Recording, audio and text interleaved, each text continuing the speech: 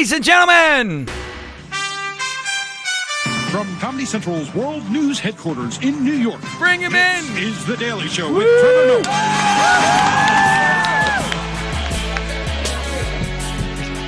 Oh, look at him. There he is, ladies and gentlemen. Unbelievable. Make sure we're recording.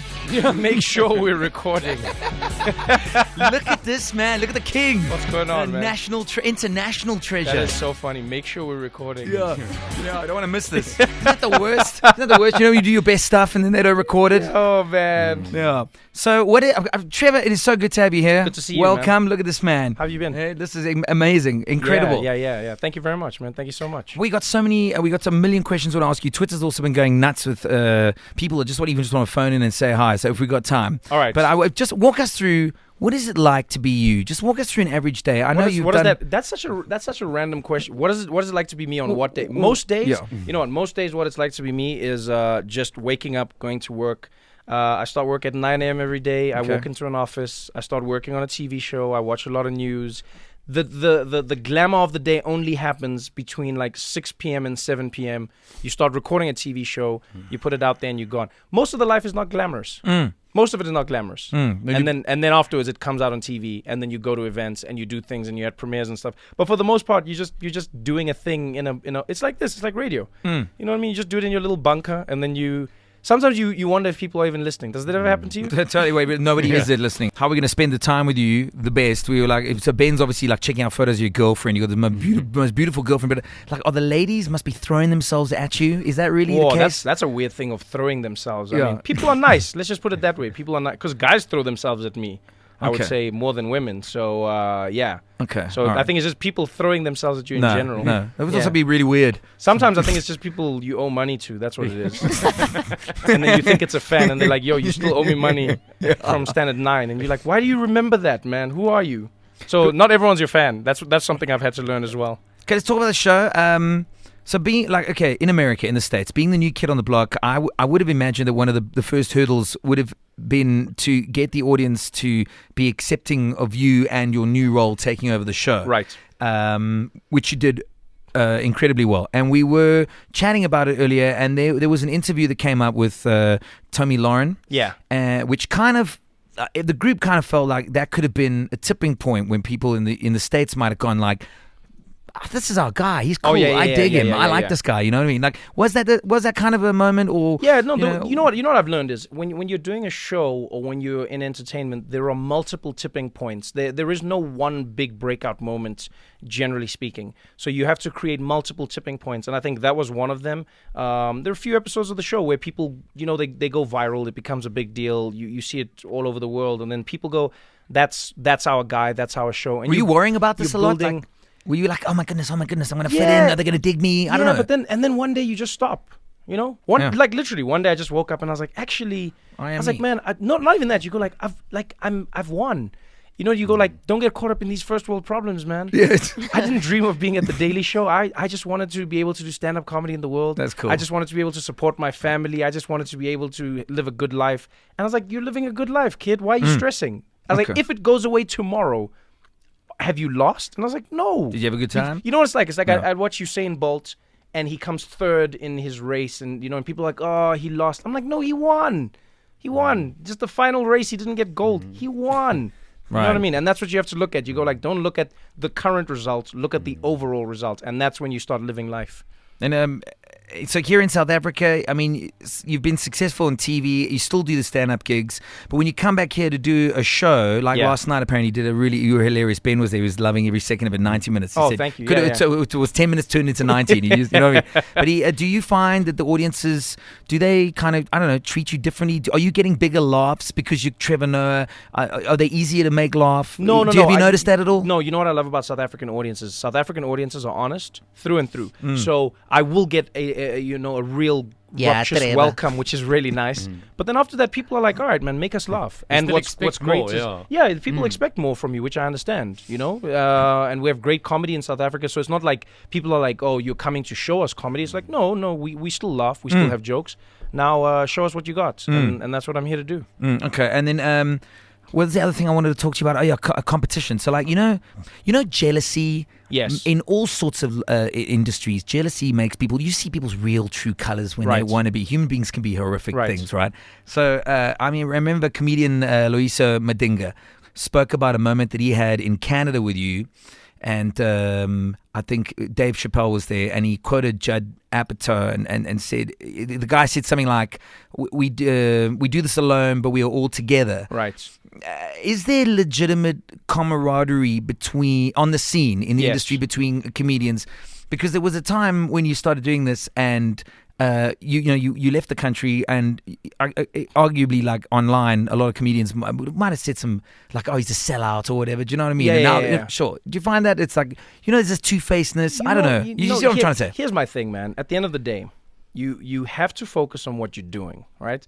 People always think it's not even an entertainment thing. It's in life. In your office, wherever you are right now, you know that there's people out there who are hating on you. Right. There's someone who's going, you don't deserve your promotion. Right. There's someone who's going, you don't deserve to be in the department you're in. It's just life. It's human beings. There are two types of human beings. There are people who are doing, and there's people who are talking about the people who are doing. And at the end of the day, what I learned when I traveled was you meet great comedians who are doing great things, and you work together, and you start realizing that there's more than enough for everybody. You can't live life where you're worried about what another person has, because them having doesn't mean you don't have. That's a misconception. Does that make sense? Like people go, if you have, I don't have. And it's like, no, you can have, which can enable me to have. And that's what I learned from great people like Dave Chappelle. That's what I learned from people like Louis C.K., people who sat me down and they're like, yo, we're on your team. We're going to help you out here. And South African comedy has grown a lot because of that. Like, I think a lot of people in the industry have gotten together. There's still factions. There's always going to be factions in life. Not everyone's going to be friends. And you don't have to be friends with everybody. But what you do have to do, focus on what you're doing. Let the work speak for itself. And then let the people talk. And as DJ Khaled says, don't focus on the haters. They don't want you to win, man. They don't want you to win. As what Khaled says, another one. They don't want you to win.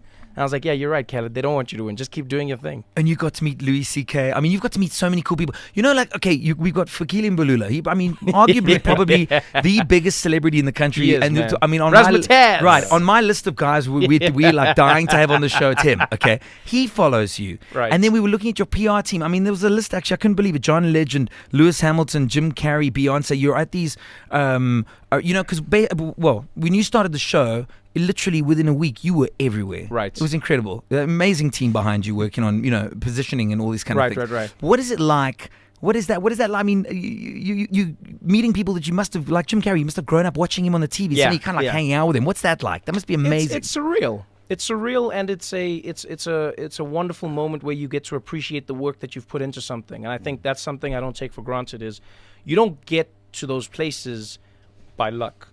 You work, and then that becomes the fruits of your labor.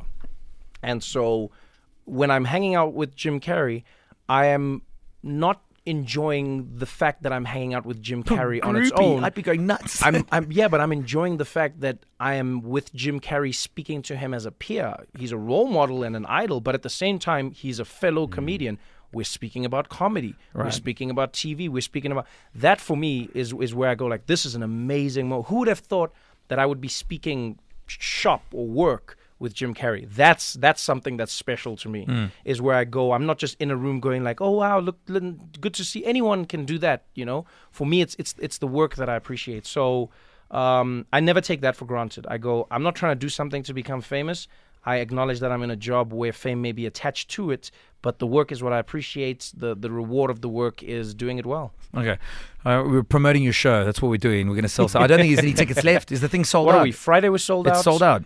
Thursday is basically sold. We only have Wednesday tickets left. Okay. Wednesday at the Dome. Okay. The only show this Wednesday. We're going to talk about the show. We'll talk about the show. We'll try and fill whatever seats are left. And I'm dying to know where to from here, if you've even thought that far ahead. From here? I'm going to drive. We're going to chat. I'm going to drive to Four Ways. You work incredibly hard. How exactly are you here now? And would you have pre-recorded all the shows? No. So we get weeks off in the year. So you don't produce television perpetually in the US. So if you have a late night show, you're probably doing about 42 weeks a year, and then you have weeks off. So I take those weeks off. Sometimes I travel, which is good. You've got to rest, and then other times I make time to come home, and this is one of those times. Okay, and then I said to you, like, you worked the whole day on the show, and then I said, well, your family's here, so you are on your own that side of it. Well, what are you doing? I said, like, do you go to the beach or whatever? And there's none of that. You're just working. Yeah, you just work. I love my work. And if you love your work, then you're never working. So basically when people go, what do? I go like, I have fun every single day of my life. And then I challenge myself in the fun. And people go like, oh, but it's not the same. I go, it is the same. Think about it this way. Let's say you love water skiing, or you love hiking, or you love, those can be challenging activities, but you still enjoy them. Like no one ever goes like, after a hard day of hiking, no one goes like, what did you do? Oh, I was working, bro. I was working. Yeah, it was a hard day of work. No, you go like, I had fun. Surfing is hard work. People surf and they enjoy it, but it's hard work. But if it's what you love, it's a challenge and it's perpetual enjoyment. That's what I try and exist in, And then after 4 ways, like where to from here? Where to from here? I think what I meant by that is like, you look at some of the guys, Jay Leno, Conan O'Brien. Some of these guys have been doing these shows for 20 years or whatever. Yeah, I hear what you're saying. That? I'm curious. Could you do that? I'll be honest with you. I live my life the way I think a rugby player should live every single play, and that is you just keep your eye on the ball, man. Sometimes you take your eye off the ball just for a second. You think you've got it, and you look ahead. And that's when it falls out of your hand. So when people go, where to from here? I go, let me just catch the ball. Right. Just the ball that's being thrown to me right now. Let me catch that ball and let me run with it. And when I score a try, then the next move will be determined. And when I make the next move will be determined. Does that make sense? Yes, so sir. I've never lived my life like that. I dream of achieving things, but I believe that you should excel at what you are doing right now at this moment. Because a lot of the time you're focused on the next hurdle and then you trip on the one that's right under your legs. But and the family's such an important part of this. You've got to have some support system of somehow. So how are you doing that? Are you flying? Are you flying back? What are you doing? Secret really trips? lucky. Are you flying them there? I talk to my mom every single day. I WhatsApp with my brother all the time. Although he's not support at all. He's like the guy who just gives me. He's like a little ass who just he's always talking crap to me every single day. Is he the one that became head boy or not? Is he that? Yeah, he's that one. He's just like a little. He's just doing his own thing, which is great because we just live in a different world. And then I've got a great support system. I've got real friends, who have known me my entire life. So I don't have people who see Trevor Noah at an event or Trevor Noah at a celebrity thing. No, I've just got friends who know me as Trevor. And so they tell me what I need to know. They tell me kak if they want to tell me kak. They give me the truth. They support me. And that's who you should surround yourself with. Surround yourself with people who think you can be a better version of yourself. And that's all I do. And that's what makes my life enjoyable. All right, okay. We've got a fan. Got a fan on line 7,000. Lerato, come on. You're live with Trevor Noah. Go for it. Hi, how are you? I'm good. How are you, Lerato? I'm good. I must say that I am a big fan. Thank you. Although I am guilty that I've never been to any of your shows, but well, I then do I don't know if you watch can call them yourself a on big YouTube. fan. You Well, isn't that amazing as well? my big fans will be like, Lerato, you can say you're a fan, but take a step back, please. Don't you think it's rad though that like people can kind of enjoy you and not have to go to a show? That's one of my greatest joys. Half of the African continent knows me by not coming to a show. YouTube. Yeah, so I love that. Yes, Lerato. Right, okay. Okay, so you're going to play Animal Farm again. Animal Farm, can't believe we're putting you through this. I'm playing Animal Farm against Lerato. Lerato. You and Lerato. Yeah, Lerato. Oink, oink, oink. You're in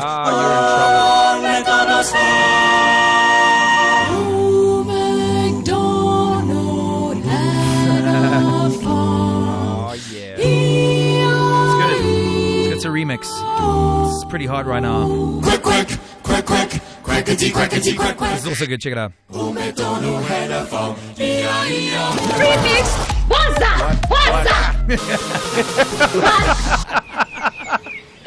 Alrighty. Hello there, it's David Attenborough, and I'm back to share some interesting facts about the cow.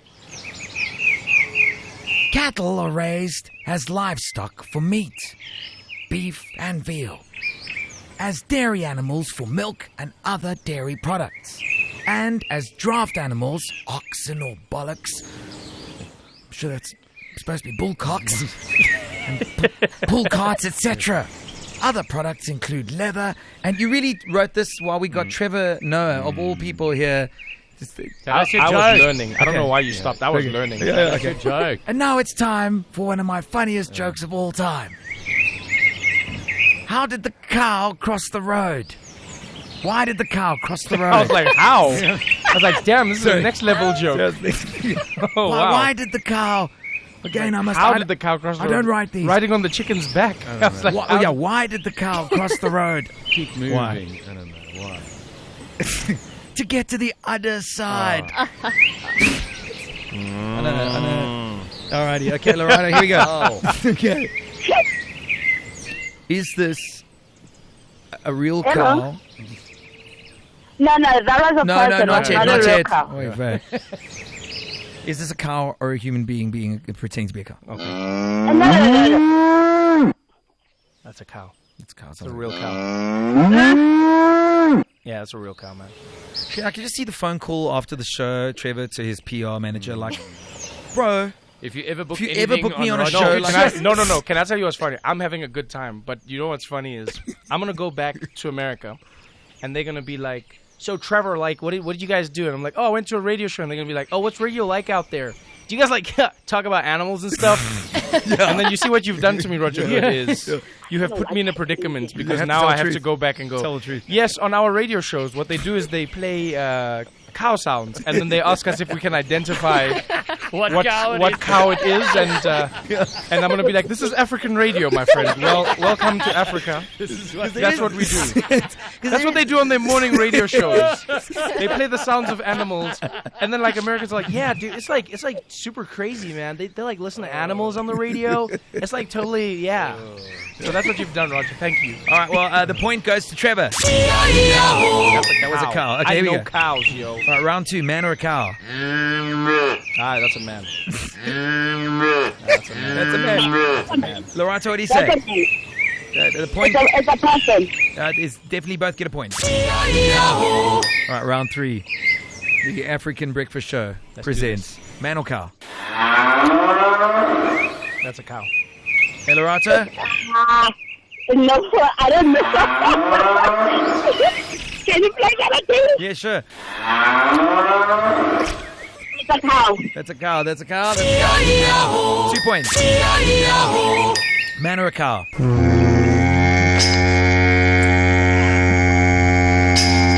That's man. That's a man. That's a boat.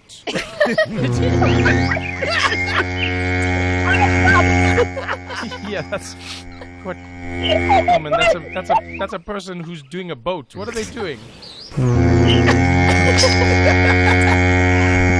Here, what are your final answers, please? That is a person. If you'd like to call a friend or a family member for assistance. I would not involve any of my friends or family in this thing we're doing. Okay, what do you say? Final answers, man I'm or gonna say man. man? What do you say, Lorato? Okay, I would say it's a man because it doesn't sound like a cow. Believe it or not, that was a cow. That was a That cow. was a cow. That's a What was cow. that? Was that a cow like slowed down? What is that like? That's a standard cow.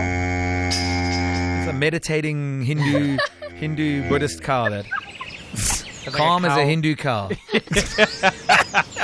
Okay, here we go.